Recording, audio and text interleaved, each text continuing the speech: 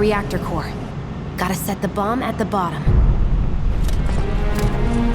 Heads up, boys. The end's in sight.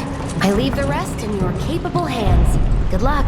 Hello, welcome to Access. I'm Rob. Joining us is Dave. Hello, no need to sound surprised, Rob. I am surprised, Dave. Well, not really, because I asked you to be on this video. I'm the one who's surprised. I just wanted to show you Final Fantasy VII Remake, because this, just to explain to everyone at home, this is the demo that I played at E3, Rosie played it at Gamescom, and now, for the first time, you at home get to see a full playthrough of the entire demo, not just the little snapshots that you've seen of the boss fight at the end, the whole playable demo from start to finish.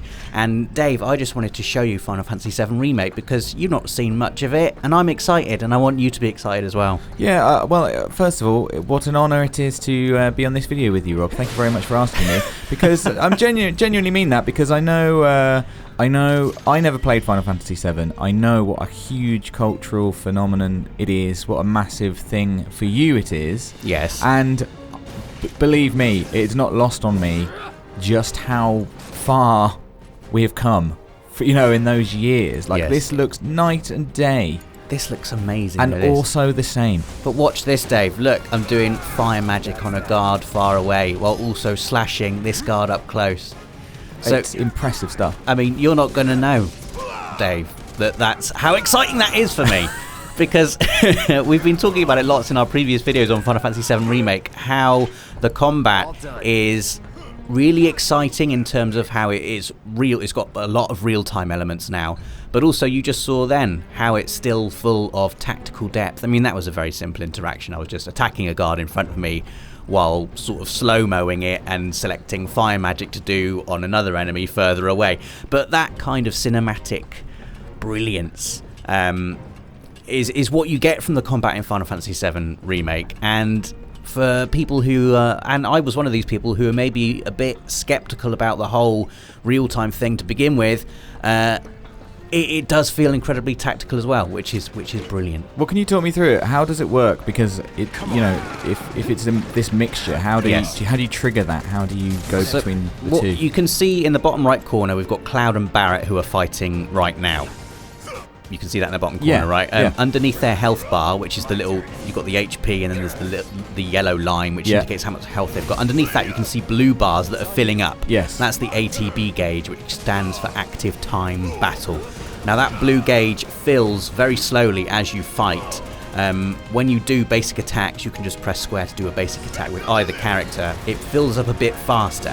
And when a whole chunk of it is full up, you can select from your command menu. You can see you can press X on the bottom left to bring up your command menu. Yeah. You can do either an ability or a spell or throw an item, something a bit more exciting than just a regular attack, basically. So basically, whilst you're just fighting in real time, yes, you're filling your ATB gauge, yes, at which point you can then enter, once a chunk of it or both chunks of it are full, you can enter your command menu, which then slows down the action, gives you the time to think, like, what ability do I want to use or whatever. Exactly. And we'll see a little demo of that here. Here I'm going and I'm using my triple slash ability, which is quite effective at taking out large groups of smaller enemies like I've done there. And also at any point, using the directional buttons up and down, you can switch which character you control in battle. So now I've switched to Barrett. Barrett has like a long-ranged gun arm as his default weapon, which means he's able to attack ranged enemies a lot more effectively than Cloud is. So depending on what you're fighting, it's a good idea to switch up who you're controlling in battle. And do you have to, can you target anyone with you from the, any enemy? Yes. From the command menu? It doesn't have to be the enemy you were specifically fighting? No, I mean, well, depending on, some abilities there may be some enemies that are further away that can't be reached by certain abilities, for instance, but you can, as soon as you go into that command menu and you want to cast a fire spell, for example, you can select any enemy on the battlefield to cast that fire spell on, which is very cool. So, okay, we're coming down the ladder now. This is a Mako Reactor, Dave, officially pronounced Mako. Right, but I've always pronounced it Mako.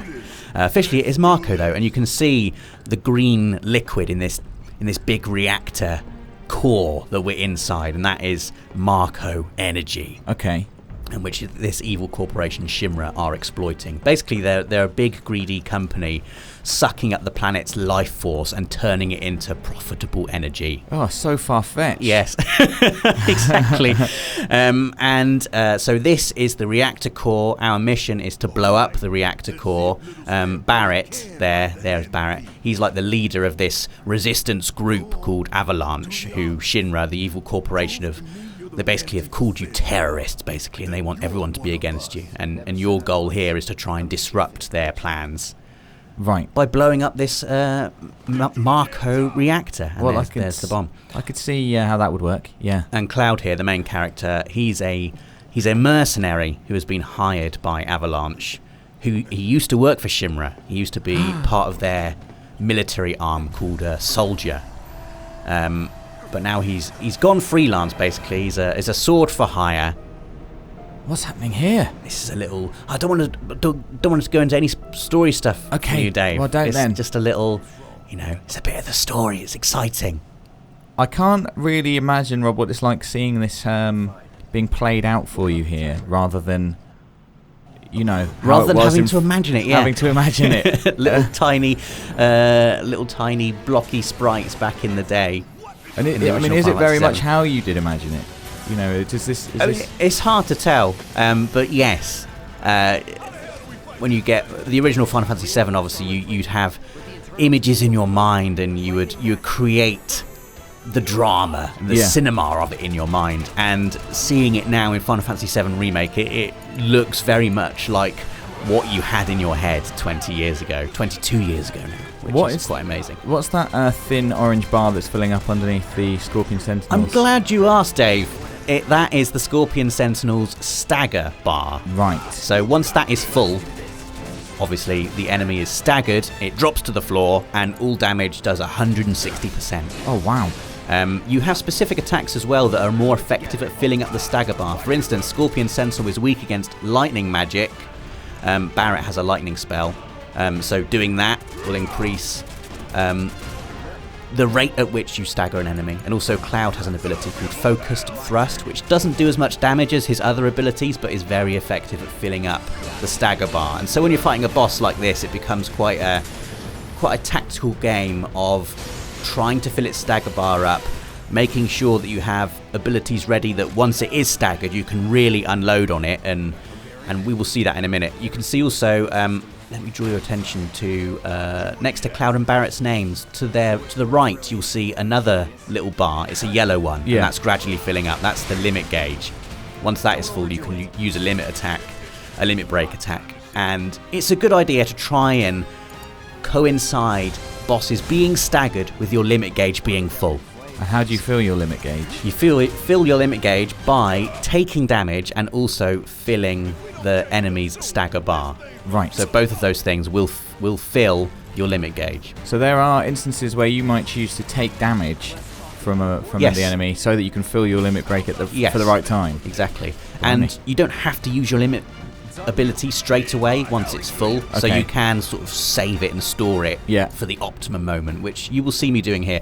Look, the Scorpion Sentinel's on the wall at the moment, so Cloud can't really get at it, so we've switched to Barrett. Right, okay. That makes sense. It's just so exciting. It's so exciting. I must admit, I've heard this described to me several times, the combat, but this is the first time seeing it and having it properly explained to me. I really get it, and I really want to have a go. I'd really like to play it now. I mean, I know Elle really enjoyed it, having not really played much Final Fantasy before.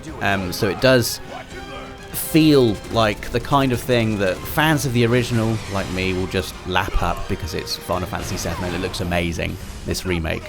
But for people like you, Dave, it is pretty easy to pick up. But it has a satisfying tactical depth as well. You're not just swinging your sword around. Yeah, definitely. Well, I mean, I quite like turn-based action as well as real time, and this seems totally manageable. It's occasionally you have the opportunity to breathe and think. Yes. And I like that layer on top of just getting in and doing some action. Indeed.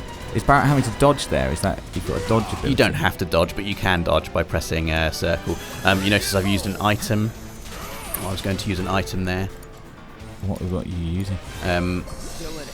That was cure magic, sorry, not an item. But you can also use items like potions and ethers, but that will take one chunk of your ATB gauge as well.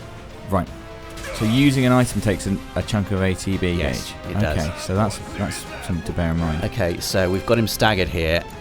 Barrett's limit gauge is nearly full. Come on, Barrett. I don't think I can quite get my limit gauge up in time though. So I'm going to have to try and stagger him again. Also, you'll see Barrett's MP is 0 above his limit gauge there, which means he can no longer use Thunder Magic until I use an Ether on him. Or an Ether. There's a debate about how that's pronounced. So is that linked to the ATB gauge? Like, is that... Can you use your magic once you have a...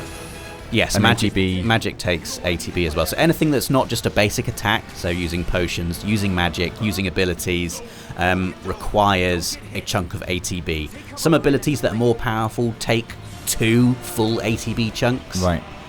Using a limit ability, however, doesn't require any ATB at all. So once your limit gauge is full, you can use your limit break attack at any point. Right. And like taking cover here, it looked like Barrett was taking cover there. Yeah. Or you were with Barrett. Yes. Is that something that was in the original game? No. No, the original game was a purely turn-based battle system. That's what I thought. You just stood in front of each other and took it in turns to have a go. Your turn. Hit me, Scorpion Sentinel. Now I will hit you. Well, I just like that because, it's like a little extra layer on boss battles. Yes. In particular, I suppose, something to think about. Oh, I like how shiny the limit...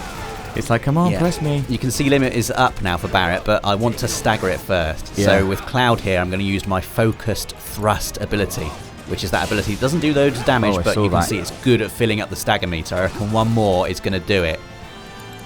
So here we go. I want to see It's now this. staggered, and now it's time for Barrett to unleash his limit break, which is called Fire in the Hole. Nice. Have some of that. Oh, just the orangeness of that. Yeah. So satisfying. Get away. Oh, it hates that. It's charred. It's and gone horrible. mad now, though. Yeah, it has Just rather. firing rockets all over the place. Is this like a bit of company hardware that's supposed to be protecting the reactor? Yes. Yeah. Go careful. It's got its legs out now. Wait, overkill. Is that a kind of a phase it's entered? I believe so. Oh, Basically, no. it means I'm mad now. Yeah, it does look quite mad. But it's got its legs out now. I've got to contend with its legs. So what does that mean? You can't get too close to it? Has it got a kind of a Well, melee I've got ability? other things to hit, basically. Right. Barrett's thunder attack is done for the left leg. Cloud's going to finish off the right leg. Cloud's limit break is nearly full. Yeah. And I'm going to try and finish it by coinciding Cloud's limit break with it being staggered, which I've successfully done. Come on! Here we go. Cross slash to win. He's so cross. And there we Slash. go. Nice. There we go. Was it a cross or was it an X? It's a cross. Cross slash. But there we go. There's the Scorpion Sentinel defeated. And there is, for the first time, for people outside of who haven't had a chance to play the demo, there is the full demo that we got to play at E3 and Gamescom. I am massively excited about it. I don't know if you can tell. I'm glad. What do you think of it, Dave? I genuinely this has really made a difference to me. My excitement levels. That looked like a lot of fun. The combat looks deep. I can understand it, and you wouldn't tell me what the story was, and now I want to know why there was a feather. I have to play it when it comes out in March, Dave. It's going to be amazing. Well, let us know what you think in the comments, and don't forget to hit that notification bell so you're always up to date with everything from the world of PlayStation. For the players.